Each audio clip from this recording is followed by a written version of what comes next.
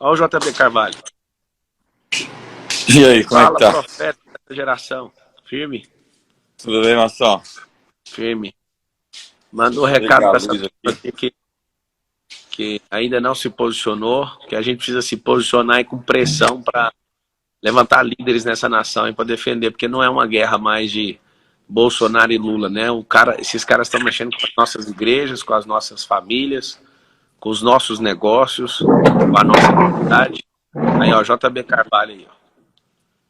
Então, gente, que tempos sombrios esses nossos, né? A gente está vivendo uma época tão complicada, onde querem reinventar a humanidade, reinventar o que é uma mulher, o que é um homem, o que é um garoto, estão emasculando, desvirilizando. Mulher já não é mais mulher, é um ser humano com vagina, sociedade, a guerra cultural, e polarizou, não tem jeito, entendeu? É um mundo muito, muito estranho. A gente tem duas visões de mundo: conservadorismo, estabelecer sobre os fundamentos dos antigos, daqueles que nos precederam, reconhecer a inteligência e a sabedoria dos antigos, dos nossos pais, dos séculos, ou fazer tábula rasa e jogar tudo no chão para tentar criar uma nova civilização. É o que eles falam, tá? Eles falam sobre uma nova civilização. Eles querem o crepúsculo da civilização ocidental judaica-cristã, estabelecendo novos valores. E é uma agenda mundial. Existem suas representações no Brasil. E o candidato da esquerda é tudo que eles querem para poder implementar esse governo, esse domínio, esse controle, essa engenharia social. Nós estamos falando sobre liberdade, Marçal. A esquerda quer monopolizar o discurso, entendeu? E quer estabelecer a verdade. Se o pensamento pós-modernista tem uma máxima, é que a verdade não existe, ela é uma construção social. E se ela é uma construção social, eu posso redefinir o que é uma família. Eu posso redefinir o que é o homem, eu posso redefinir o que é a sociedade, eu posso redefinir o que é a igreja, eu posso redefinir o que é qualquer coisa, já que o complexo midíaco, o consórcio da mídia, a mainstream, com os metacapitalistas, com Hollywood, a indústria de arte e entretenimento, a indústria farmacêutica, né, tudo isso aí que a gente está vivendo, podem dizer para nós que um casamento já não é um homem, uma mulher e filhos, mas um homem, um poste e um peixe, entendeu? Vai lá no cartório e registra, é assim que você vai definir. E vai acontecer esses tempos, né? E isso vai acontecer por causa da relativização de tudo que é princípio. Eu estava falando para todo mundo, esse aqui, ó, quem não conhece, é o JB Carvalho. Para mim é um dos pastores mais respeitados desse país. Alguém que vale a pena. Você pode ser de qualquer grupo intelectual, você vai aprender muito lendo as escritas desse cara aqui. É o seguinte, a gente pautar aqui um assunto agora que está ficando normal na cabeça dos medianos, que é a ideologia de gênero. Talvez você não saiba, porque se você souber, você não vai engolir isso aí de jeito nenhum, você vai deixar entrar nem no... Você não vai nem sentir o gosto disso, ainda mais engolir um assunto desse. Ideologia de gênero, para você ter uma noção do que é uma ideologia infinita, onde cada um cria seu próprio termo, sua sexualidade, a sua mentalidade sexual. E você é obrigado a ter que decorar LGBTQYX ao quadrado. Você tem que ficar criando, porque todo mês eles vão acrescentar uma letra a mais. Ideologia significa fuga da realidade, ideologia individual, e o coletivo nunca tem que se curvar para ideologia nenhuma. Nós somos aqueles que entendem o que é natural, nós somos daqueles que vivemos o sobrenatural. Ideologia de gênero para nós não faz sentido nenhum, porque Deus nos fez homem e mulher. Nós respeitamos você naquilo que você falar, mas você que não entende o que a gente está falando é muito simples. Se eu falar para vocês agora que eu sou um homem de 3 metros de altura, vocês vão falar o quê?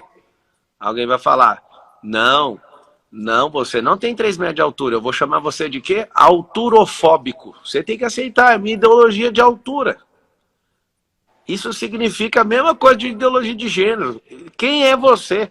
Eu vou chamar você de alturofóbico. Você está tirando onda com a minha cara. Eu defini que eu tenho 3 metros de altura. Não, você não tem 3 metros de altura. Existe a realidade. Vamos voltar para a realidade. Nesse mundo de vítima, você não pode sorrir, porque sorrir é preconceito contra quem não tem dente, entendeu? Então, mostrar os dentes é preconceito. Nesse mundo de vítima, o bolo da nega maluca se tornou o bolo afrodescendente com distúrbios psiquiátricos. Carro velho é carro clássico. Não existe mais gordo. Você não pode falar para o cara que é gordo que ele quer te processar. Porque tudo é uma tentativa de usurpar o que eles chamam de opressão do patriarcado. Então, você vai se reunir com grupos, minorias, porque toda a história é uma história de opressão. Antes era no marxismo era a ideia da burguesia contra o proletariado, agora é o opressor contra o oprimido, né? E nós estamos atrasados aí 100 anos, que a gente vai pensar na escola de Frankfurt, um pouquinho antes com o socialismo fabiano, com Durkheim, com Horkheimer, a teoria crítica, com o doido, né, o doido que escreveu o Eros e a Civilização, Herbert Marcuse, que dizia que para você mudar uma civilização, você tem que sexualizar as crianças. Iniciando as crianças na sexualização, você vai mudar, produzir uma metanoia no ser humano e você vai reinventar o homem. O marxismo não deu certo. Mas por que não deu certo? Não deu certo porque eles não fizeram a revolução em cada nação como era previsto. Qual é o problema? O problema é o homem. Se você quiser criar uma nova civilização, você tem que criar um novo homem. Como é que a gente cria um novo homem? Com a tal da pansexualidade que ele chamou de poliamor. Então tem as famílias hoje que são famílias de diversas formas. Já não é mais aquela família monogâmica, patriarcal, onde você tem um relacionamento com uma mulher e tem filhos.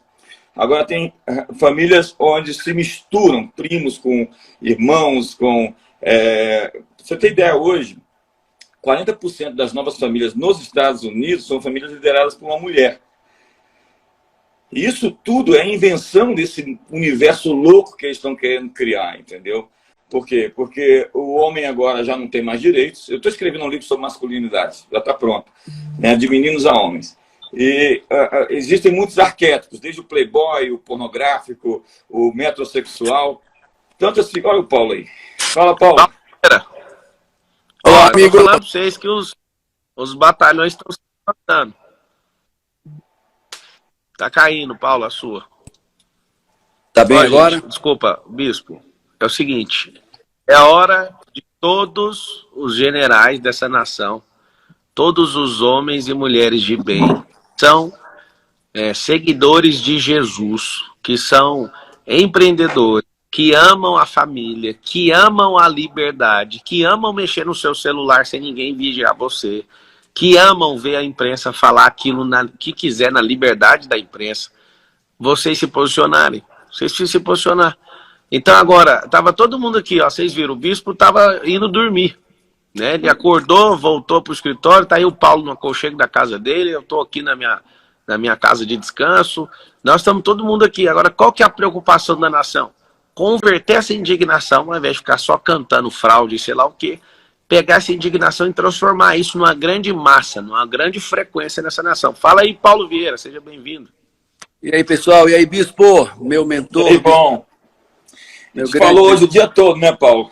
Pô, nós estamos trabalhando pesado, mobilizando pessoas, influenciadores, para entrarem no jogo, né? O que eu estou dizendo, que as pessoas não entendem, e eu quero que quem está nos escutando, abra seu coração, mas abra seu coração, porque, olha o que eu estou dizendo, em um ano, a Argentina, hoje, eu tive agora lá, semana passada eu passei em Foz do Iguaçu, em um ano, 40% da população da Argentina está na linha de pobreza. Um ano de comunismo. Você quer isso para os seus filhos? Um ano de comunismo, de esquerda, 40% da população está na linha da miséria. 40% de inflação ao mês. Você sabe o que é um produto aumentar cada mês 50% o preço dele? Como é que come? Como é que consome? Então deixa eu dizer uma coisa para você com muito amor. Põe amor nas minhas palavras. Põe amor nas minhas palavras. A Venezuela não tem volta. 30% da população da Venezuela fugiu. Sabe quem que alimenta o venezuelano hoje? Os 30% que fugiram da Venezuela e mandam dinheiro e comida lá para dentro. Você sabe qual é o salário mínimo na Venezuela? 3 dólares. 3 dólares. Um professor universitário ganha 6 dólares. É por dia, Paulo, não, mês. você viu a ataca que o Lula levou lá em Roraima? 70% Bolsonaro em Roraima, contrariando ali a vizinha, né, o Amazonas inteiro. Por quê? Lá em Roraima, eu tive lá, na campanha presidencial, e eu encontrei lá pessoas me recepcionando no aeroporto com a bandeira da Venezuela. Eu falei, eu parei na Venezuela, que lugar é esse? E aí, para minha surpresa, tem quase 400 mil venezuelanos lá em Roraima. Quem está vendo, eu tive em Manaus, as ruas estão lotadas em Manaus. Em Espírito Santo, as ruas estão lotadas de venezuelanos. Eu tenho funcionário da Venezuela, pô. E o que eles dizem? Pra caramba. Olha que loucura. É melhor ser mendigo no Brasil do que ser um cidadão na Venezuela. É comunismo. Então não tem nada de Bolsonaro, não tem nada de Lula. Não tem nada de um homem ou outro homem. É uma ideologia que está sendo implantada. Só que tem um detalhe. As pessoas desinformadas acham que se o Lula entrar, é apenas mais um governo corrupto de esquerda e incompetente. Porque a Dilma levou o Brasil à maior crise dos últimos 130 anos. E eles acham que vai ser mais corrupção, mas eu me aguento. Não! Esse país vai ser tomado e definitivamente a Venezuela não tem... Vamos lá, comunismo, China voltou? Não. Rússia, União Soviética voltou? Não. Coreia do Norte voltou? Não. Cuba voltou? Não. Venezuela vai voltar? Não. Tá, é definitivo. Sorte. Foi um milagre, na verdade, a gente veio retomar com o Bolsonaro. Foi um milagre o Brasil conseguir, numa janela de oportunidade estava aberta, prender Lula em 2015, assistir a Dilma entregar essa economia a um desastre, ver ali o Temer tentando com algum esforço fazer alguma coisa, e aí o milagre aconteceu. Alguém antissistema, alguém que defende os nossos valores, chamado Bolsonaro, entrou e nos defendeu. E o Bolsonaro é um escudo que tem sido perfurado, o escudo tem sido amassado. Eu posso falar para vocês que estão nos assistindo aqui, eu cansei de conhecer deputados e senadores que falaram: o Bolsonaro fechou a torneira, ele não é um bom político. Eu falei, mas por que ele não é um bom político? Ele não deixa ninguém pegar uma beira. Eu posso asseverar para vocês o que eu estou te falando. Eu, de todos esses 9 meses meu, imerso na política, o que eu mais conheci foi gente chateada com o Bolsonaro. Por quê? Agora, Pablo, tem uma falar. coisa, Paulo, é uma guerra de altares, né? Se você pensar o que está sendo feito a nível de oração, jejum e, por outro lado, feitiçaria, né? O pessoal está assim, se você pensar, esse pessoal às vezes ateu, comunista, diz que não acredita em Deus, mas eles acreditam no diabo. O Hitler tinha um bruxo do lado dele que até disse o dia que ele ia entrar no poder. O Himmler, que era o cara da SS, ele era um feiticeiro, um bruxo da pesada. Marx, segundo Richard Humbert, que foi o fundador da Voz dos Mártires, né, que era um romeno cristão que se converteu e ficou preso muito tempo por conta da sua fé, disse que Marx era um satanista.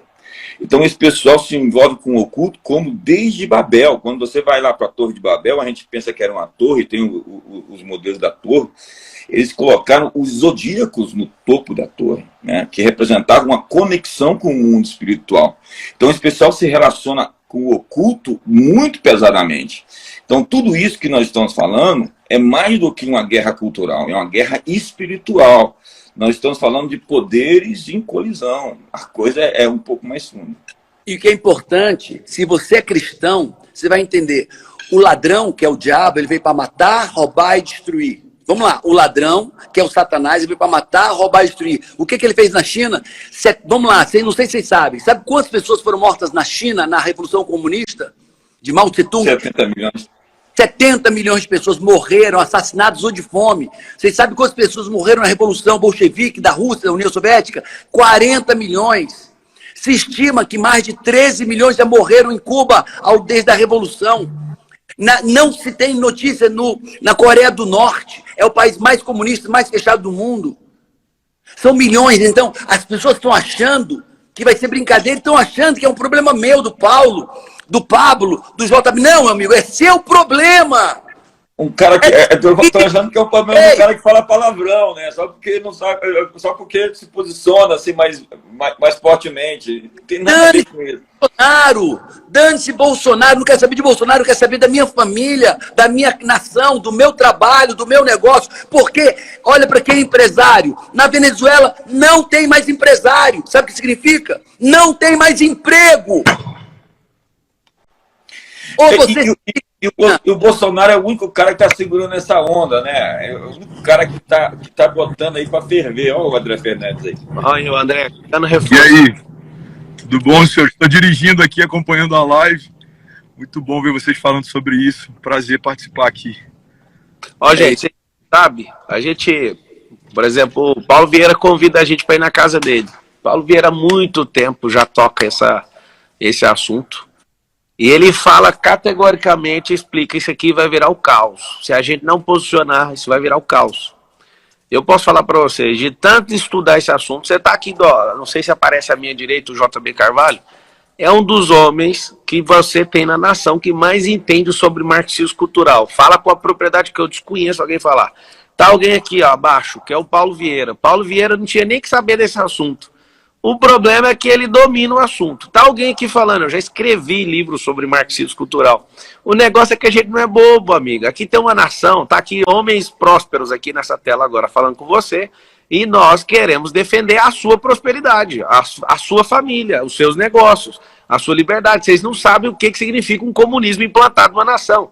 Às vezes vocês pensam, é um apelo de gente que está aí na internet. Não é um apelo de quem está na internet, é de alguém que entende o assunto com profundidade. Não faz sentido. Olha o Capitão Derrite aí, tem muita gente aí na live. É o seguinte... Ô, Pablo, deixa eu compartilhar algo aqui. Você me dá um minutinho? Eu acabei de chegar da Flórida para voltar a morar no Brasil. Tem 4 anos que eu fiquei na Flórida e a gente está vendo um movimento lá de êxodo de Nova York e Califórnia. Nunca houve um êxodo tão grande para o estado da Flórida, que é um estado conservador, assumidamente, como que a gente está vendo hoje. Só no mês de novembro do ano passado, foram mais de 50 mil drive license, habilitação de motoristas transferidas de Nova York para Miami. E por que isso está acontecendo? Porque durante a pandemia, toda aquela política de esquerda que foi aplicada com muita força em Nova York e em toda a Califórnia, destruiu. Você vai para São Francisco hoje, o número de moradores de rua em São Francisco é um negócio assustador. Você não pode deixar um moletom em cima do teu carro que ele vai ser arrombado para alguém trocar por drogas. Então, o que a gente está vendo lá na Flórida é o seguinte, o governador ele é extremamente conservador e ele já deu um recado, ele falou, não venham para cá tentar fazer na Flórida o que vocês fizeram na Califórnia e Nova York e viram que deu errado. Porque vocês só estão vindo vir morar aqui porque a gente tem um estado que é conservador. Então, o governador, algumas semanas atrás, acabou de tirar alguns livros de matemática da grade, porque eles tinham doutrinação. Ele falou, matemática é para você aprender sobre números. Não venham doutrinar os nossos filhos em relação à sexualidade. Eu estou compartilhando isso pelo seguinte. Você tem Miami hoje como um dos lugares mais caros dos Estados Unidos para se morar, porque todo mundo que estava em Nova York e na Califórnia e viu que deu errado essa política de esquerda, agora está tentando se refugiar lá. Então, irmão, a gente vê, não é só na América Latina, não. Os Estados Unidos está vivendo os reflexos de uma política de esquerda. A gente viu isso acontecendo aqui. Fica em casa, a economia a gente cuida depois. E a gente viu isso lá. A Flórida foi extremamente aberta e a gente está colhendo os frutos disso. Um dos estados que mais cresceram nos Estados Unidos. Então, pessoal, o que a gente está ouvindo aqui do Paulo Vieira, do Paulo Marçal, do JB Carvalho, é um alerta. A gente precisa entender que deu errado em todos os lugares que essa política foi implantada. E não é no Brasil que toca, morre. Tudo que toca seca. Comunismo, tudo que toca morre. Desculpa, André. É isso, JB. Só queria compartilhar isso. É isso, bispo. E o que é que resta? E o que é que resta? O que é que vai restar? O que é que está acontecendo na Argentina? 40% da população em um ano já está na linha de pobreza. 40%. Isso vai acontecer aqui se eles entrarem. Aconteceu na Venezuela, 89% da Venezuela está na linha de pobreza, já emagreceram 13 quilos. Então, amigo, Chile está numa decadência total, tem 8 meses que a esquerda assumiu no Chile. 8 meses, já estava na decadência, era chamada Europa da América Latina.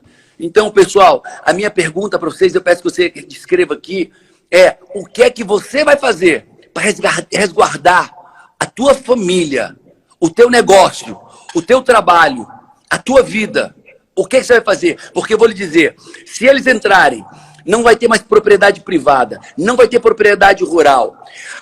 A massa que quer tomar o que é seu vai entrar para tomar a sua casa. Vai entrar. Vão tomar as terras. Os sindicatos vão invadir. O MST vai ser forte, como era antes. Teve uma coisa, Paulo, que mexeu comigo, foi uma fala do Lula. Né? Não foi uma fala que ele fez na internet, mas num pequeno grupo ele falou assim, ó, essa é a minha última oportunidade de implementar o socialismo no Brasil. Cara, quando isso entrou aqui no meu ouvido, eu falei assim, não vai não. Vou falar igual o padre Kelmo fez lá no debate com o Lula. Não vai não. Nós vamos lutar com a nossa vida. Nós vamos lutar com tudo que a gente tem. Pode vir tomar celular, pode vir fazer o que quiser, que ninguém vai afinar para isso. Então, absolutamente, o que a gente precisa, numa hora dessa, é pegar a instrução. Tá aqui 3 pessoas que podem te dar instrução nisso. Nós vamos ficar desgastando com isso. Final de semana... Eu quero abrir, eu quero sair para vocês chamarem o Derrite. É um cara de Deus, é um cara do povo, é um cara que vai poder abrir muito a cabeça de todo mundo que está aqui. O Capitão Derrite. É um cara muito... amigo. Tá aí, Derrite. Acho que ele... Deixa eu ver se ele tá aqui. Ele só mandou a mensagem, ele não fez... Ele não tá aqui. Se tiver aí, Derrite, aparece. Manda a mensagem que eu te coloco aqui. Agora tem um sofisma, né? Os caras colocam, toda hora aparece isso. É um sacrilégio misturar religião com política. É uma estupidez falar uma coisa dessa. Você não é um cristão, você é um pagão, porque você está pensando como os gnósticos, onde Deus fez 2 mundos, um mundo sagrado e um mundo secular. Ilimitado.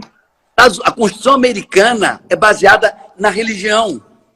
Só tem um mundo só que Deus fez, e Ele é o Senhor de todas as esferas. Jesus é o Senhor das artes, porque Ele é o Criador da beleza. Pera aí, Derrite, eu vou te colocar. É o seguinte, gente, na verdade, o que a gente tem que entender é que não é uma guerra...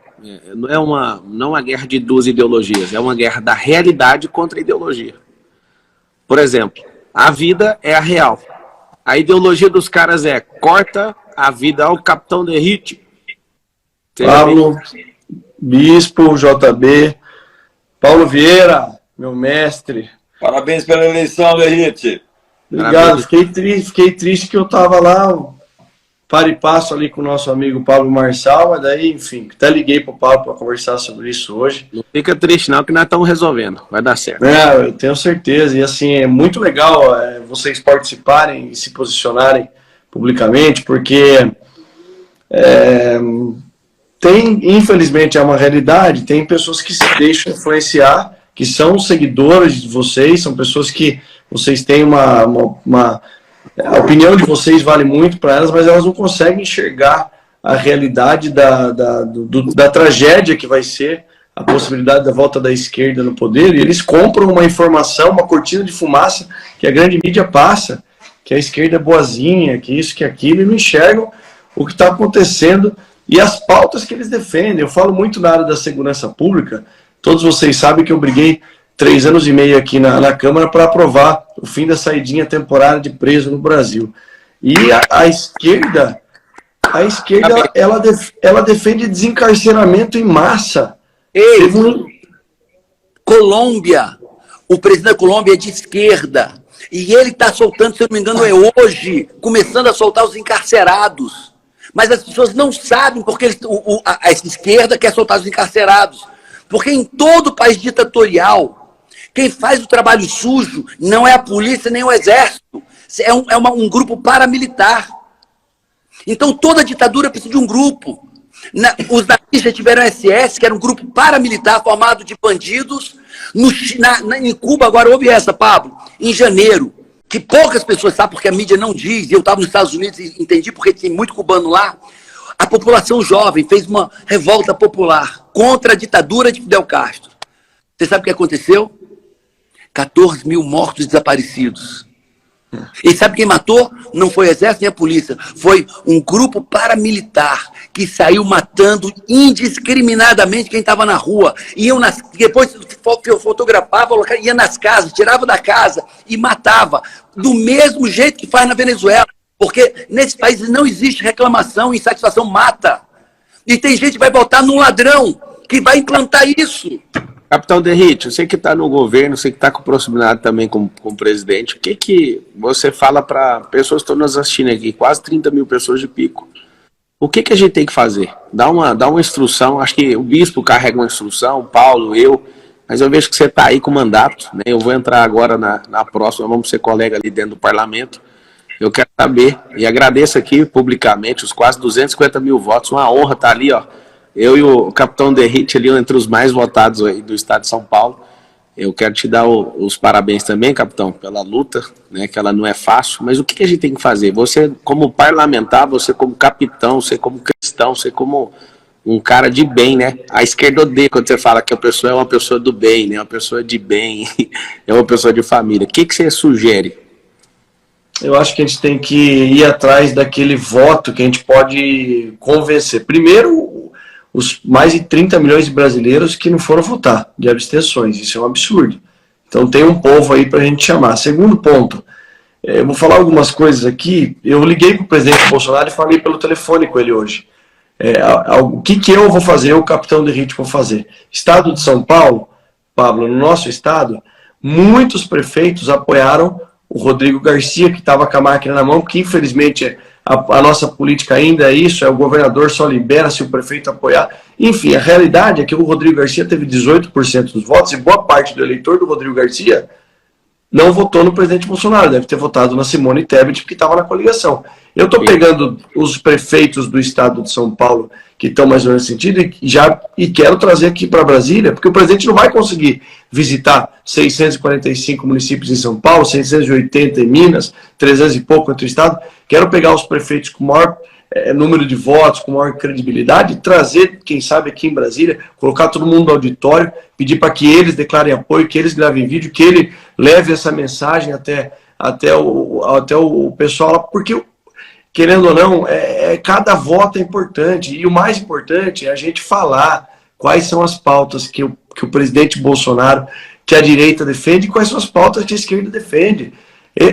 O Paulo Vieira acabou de falar aqui sobre isso sim foi um verdadeiro genocídio, 14 mil pessoas sendo assassinadas por grupos paramilitares. E por que a gente não fica sabendo disso? Porque a imprensa lá é censurada, e o Lula já falou que quer controlar a imprensa aqui, já falou que quer colocar regra nas mídias sociais. O PT quer fazer isso, e não é possível, é inadmissível nos dias de hoje a gente imaginar que nós vamos ter liberação das drogas, desencarceramento em massa, uma política pública ensinando sexo para criança em sala de aula. Então, assim, surreal a gente não se posicionar nesse momento. E o que a gente pode fazer?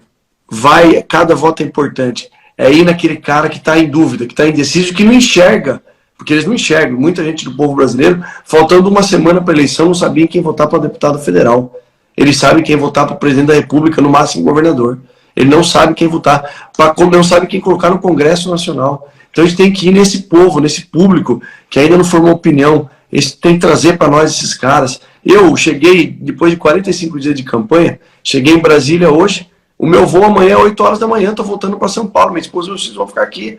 Eu vou de manhã, num evento político que um grande partido vai declarar apoio público ao governador Tarcísio. Então eu vou continuar trabalhando pelos capitães em São Paulo, pelo Tarcísio e pelo presidente Bolsonaro. O presidente Bolsonaro parece que já está em contato com a ACM Neto, com o Caiado e com o Romeu Zema, que são 3 governadores que fizeram uma boa votação, mas que não apoiaram o presidente no primeiro turno. É esse apoio que a gente precisa buscar, e vocês, como grandes influenciadores, procurar trazer para o nosso lado, porque cada voto é importante. Cada um que está aqui, aí eu peço para o JB também dar uma instrução, e o Paulo Vieira também, nós vamos criar grupo no WhatsApp, cada um de vocês vão criar, e eu vou pedir, ao invés de jogar as pessoas lá dentro, criem links você como eleitor pode fazer isso, você vai criar um link para convidar pessoas e vai mandar na sua lista de transmissão, convocando essas pessoas, coloca nos seus stories, coloca na sua lista de transmissão do WhatsApp, para que pessoas estejam na mesma frequência que a gente. Nós vamos militar, nós vamos colocar nossa cara aqui para bater. Eu, inclusive, estou indo para Bahia esse final de semana, eu, Guilherme Batista, estou aliançado aí também com o Bispo Hernandes. Nós vamos mandar gente lá para Bahia, nós vamos ficar 3 dias ali na Bahia levantando líderes. Para quê? Para multiplicar e nós vamos rodar o Nordeste. Por que eu quero estimular vocês? O Derrite acabou de falar, a minha ação é essa, liguei para o Bolsonaro e fiz isso. Cada um de vocês nas suas frentes precisam fazer alguma coisa. Não dá para esperar o último dia igual na escola pública. Eu fui aluno de escola pública. Não resolve igual a escola pública. O Lula tem braço em todos os países de ideologia vermelha e esses caras não desistem do país mais rico da Terra, que chama Brasil. Não tem país que se compara às riquezas naturais que o nosso país tem. Então o que esses caras fazem? Eles foram financiados por 14 anos pelo petismo e agora eles estão retribuindo. Então não há limite para dinheiro para esses caras. Então põe isso na sua cabeça. Todo mundo escreve assim, ó, eu tô dentro, esse é um tempo de todos nós virarmos líderes. Nós não estamos defendendo a pessoa do Bolsonaro. O Bolsonaro é nosso escudo, a gente tem que ser leal a ele, porque ele não desvirtuou de forma nenhuma. Tudo que se levantou contra o presidente até agora foi narrativa, absolutamente narrativa, e narrativa não tem fatos e dados. Caia para dentro do movimento, eu faço esse apelo para vocês que estão assistindo, escreve aí, eu tô dentro. Usa seu raio de influência, para de cobrar os outros. Tem gente que fala, o fulano tinha que fazer. Chama não sei quem. Não, vai você fazer. Eu estou fazendo, o Derrite está fazendo, o JB está fazendo. É um dos conselheiros do presidente da República. Está aqui o Paulo Vieira, que também é amigo da esposa e do presidente da República. A gente tem acesso e nós vamos fazer uma escada sobre isso. Vem do presidente para todo mundo, mas a gente não consegue levar coisa para ele. Tem que ir fazendo coisa sem parar. JB, o que você acha que pode fazer agora, de imediato? Não, a primeira coisa é que a gente tem que desmistificar essas ideias aí, que são esses rótulos que põem, né? Se você conhece o presidente mais de perto, você respeita ele ainda mais. Derrite está lá muito perto do presidente, sabe disso, né? O presidente é um cara incrível, né? Um cara de verdade. Esses dias ele falou num evento, onde eu tinha um grupo de pessoas que nunca tinham ouvido, ele falou, cara, esse sujeito é de verdade, né? Eu falei, é verdade. Ele é isso aí, aqui, ali, todo tempo.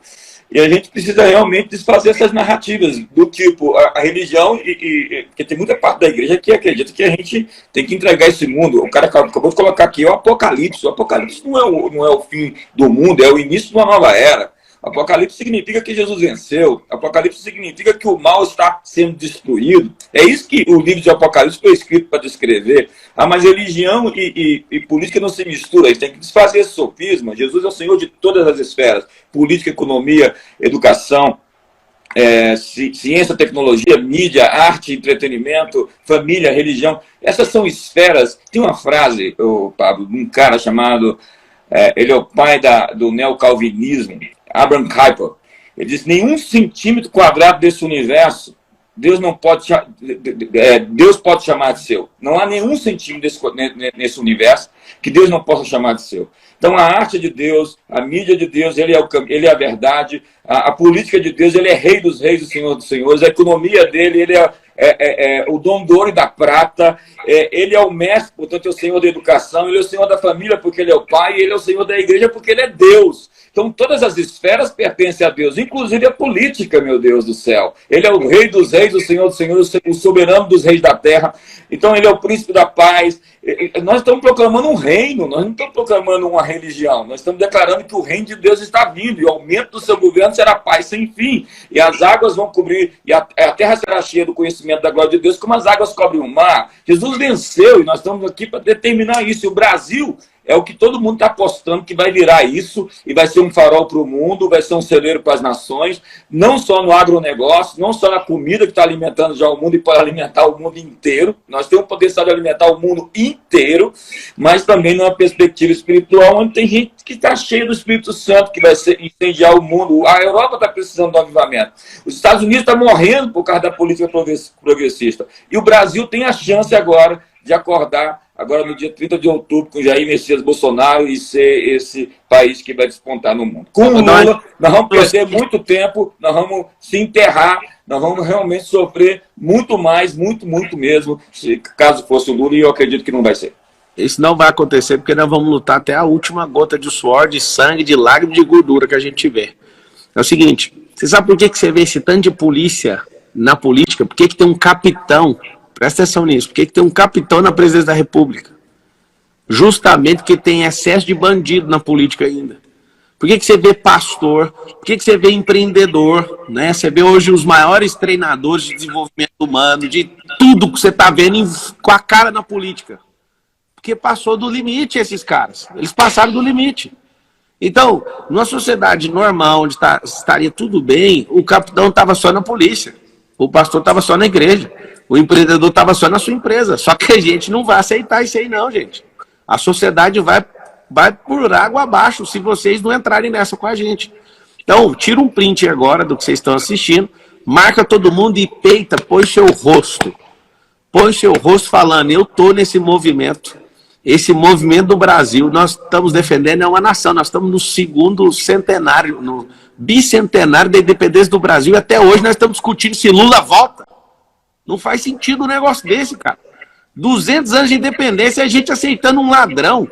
Por pouco aí, não sei o que ele fez aí, qual foi a pressão, aonde ele apertou qual botão, quase que vence a eleição no primeiro turno. Que loucura que é essa? Da onde nós vamos aceitar um negócio desse? Paulo Vieira. Eu quero trazer para todo mundo, tá? Não é uma retórica, nem é o que eu acho. Venezuela caiu, Argentina caiu, Chile caiu, Colômbia caiu, Nicarágua caiu e não tem volta. Todos estão na miséria, ou já entraram. O único que não entrou na miséria completa foi Chile, todos já entraram na miséria. E isso vai acontecer conosco, se você não fizer nada. Não sou eu, não é o Capitão Derrite, o Bispo JB, o Pablo Marçal que vai virar esse jogo. É você, povo brasileiro. A pergunta é o que você vai fazer? O Marçal está dizendo o que fazer. Faça, confie, faça. Se você tem amor pelos seus filhos, se você ama a sua família, se você quer a sua casa, se você quer seu carro. As pessoas estão me pedindo para profetizar, eu vou profetizar e vou passar a palavra. E vou tomar... Eu estou exausto, estou desde manhã cedo nessa luta, movimentando legiões de influenciadores. Eu quero profetizar, eu profetizo. Eu profetizo que o Brasil, é do brasileiro. Eu profetizo que a nossa cor é verde e amarela.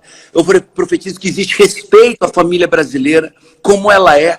Eu profetizo que nós aceitamos tudo, mas não perdemos a nossa identidade de povo brasileiro.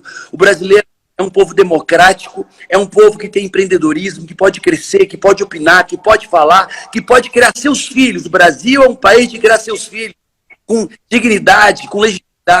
O Brasil é um país que cresce, um país que empreende, é um país do agro, é um país das indústrias, é um país de pleno emprego, é um país que tem as melhores faculdades do mundo, é o país onde o mundo quer morar. Os americanos querem morar no Brasil pela qualidade de vida do Brasil. O Brasil é um país de alto salário, o Brasil é um país de alta tecnologia, onde produz a comida do mundo, as melhores indústrias estão no Brasil, nossos rios são limpos, não há violência. É um país livre da violência. É um país de Deus, cujo Deus é o Senhor da nação. Porque bendita é a nação cujo Deus é o Senhor. É um país que se rende, se humilha diante de Deus. Que clama, que ora, que se arrepende dos seus pecados. E Deus ouve, perdoa nossos pecados e sara a nossa terra. O Brasil, eu profetizo que é o melhor país do mundo para se viver e para se morar. E nossas famílias estão guardadas e seguras em Deus. Amém. Em nome de Jesus. Em nome de Jesus. Amém. Deixa eu fazer uma lembrança aqui, ô Bispo, por favor. Eu queria primeiro contar uma história do Bispo JB Carvalho, porque eu tenho um processo de aceitação de Cristo na minha vida, assim, que o Paulo conhece muito bem. Eu dei meu testemunho aqui na Câmara dos Deputados, quando houve uma sessão solene em homenagem aos coaches do Brasil. O Paulo Vieira foi homenageado aqui no plenário, numa iniciativa do deputado Heitor Freire do Ceará. E nesse processo que eu estava vivenciando, me aproximando de Cristo, uma vez eu fui viajar com o presidente Bolsonaro para, se eu não me engano, foi para Presidente Prudente, para a homologação do Hospital Regional do Câncer, para atender toda a região lá de Presidente Prudente, uma região carente. E estava o presidente Bolsonaro estava agitado, porque houve uma decisão do STF que na canetada iria determinar o pagamento de mais de 90 bilhões de reais acumulados de precatórios, o presidente Bolsonaro, daquele jeito que ele fica estressado, a gente percebe na cara dele a pressão de outros poderes sobre o exercício da atividade de um presidente da República. Ele virou assim na cabine e falou assim: ô bispo JB, ô JB, foi quando o bispo JB falou de Paulo Carvalho, Paulo Vieira, ele estava atrás de mim, eu só ouvi, né, Paulo Vieira, pô, peraí. E aí a gente começou a conversar, mas o presidente Bolsonaro falou: JB, faz uma oração aí, que se isso acontecer, eu vou entregar a chave do Palácio do Planalto. Não tem condições mais. Aí o bispo JB fez uma oração, pediu para que Deus agisse. Quando nós pousamos, o presidente Bolsonaro saiu da cabine dele lá, foi lá e falou assim: ó, JB, daquele jeito dele, né, bispo?